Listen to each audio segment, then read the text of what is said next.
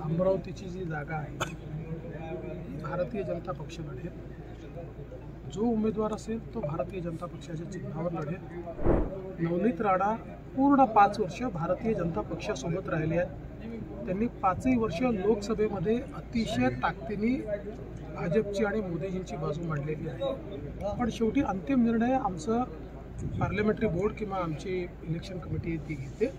जिथे भाजपला सीट सुटेल तिथे महायुतीने भाजपचं काम करायचं आहे, जिथे शिवसेनेला सुटेल तिथे आम्ही त्यांचं काम करायचं आहे, जिथे राष्ट्रवादीला सुटेल तिथे आम्ही दोघांनी त्यांचं काम करायचं आहे। भारतीय जनता पार्टीच्या वतीने ज्या उमेदवारांची उमेदवारी घोषित झाली आहे त्या ठिकाणी एकूण निवडणुकीच्या तयारीचा आढावा घेण्याकरता प्रदेश अध्यक्ष बावनकुळे साहेब आणि मी दौरा करतो आहे।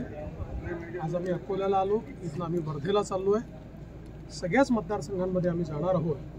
आता काही लगेच जाहीर प्रचार सुरू होत नाही, पण जाहीर प्रचाराच्या आधी एकदा नीट सगळ्या व्यवस्था लावायच्या, योग्य प्लॅनिंग करायचं, काही अडचणी असतील तर त्या समजून घ्यायच्या आणि त्या अडचणी दूर करायच्या असा आमचा प्रयत्न आहे। आज इथे बघितल्यानंतर अकोल्याच्या टीमने अकोला आणि वाशिम अशा 2 जिल्ह्यात हा मतदारसंघ जातो। दोन्हीकडच्या टीमने अतिशय चांगल्या प्रकारची तयारी केलेली आहे। बूथपर्यंत सगळी रचना लावलेली आहे आणि जो काही आमचा प्रयत्न आहे की पक्षाने ही निवडणूक बूथमध्ये लढली पाहिजे त्या दृष्टीने सगळं प्लॅनिंग आम्ही केलेलं आहे। मला विश्वास आहे की अतिशय चांगला निर्णय या ठिकाणी येईल। बुलढाण्याच्या सभेत संजय राऊतांनी मोदीजींची तुलना जी आहे ती औरंगजेबाशी केली आहे बोलताना। संजय राऊत कोण आहे?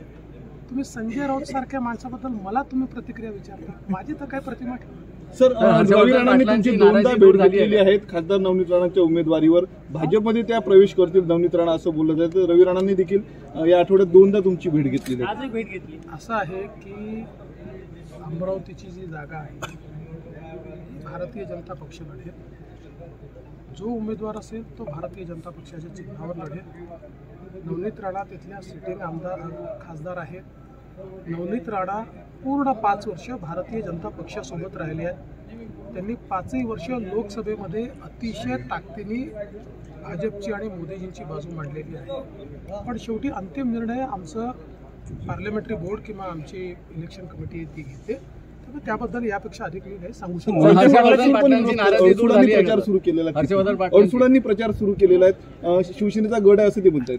असं आहे की शेवटी जिथे भाजपला सीट सुटेल तिथे महायुतीने भाजपचं काम करायचं आहे, जिथे शिवसेनेला सुटेल तिथे आम्ही त्यांचं काम करायचं आहे, जिथे राष्ट्रवादीला सुटेल तिथे आम्ही दोघांनी त्यांचं काम करायचं आहे। हर्षवर्धन पाटलांची नाराजी दूर झाली?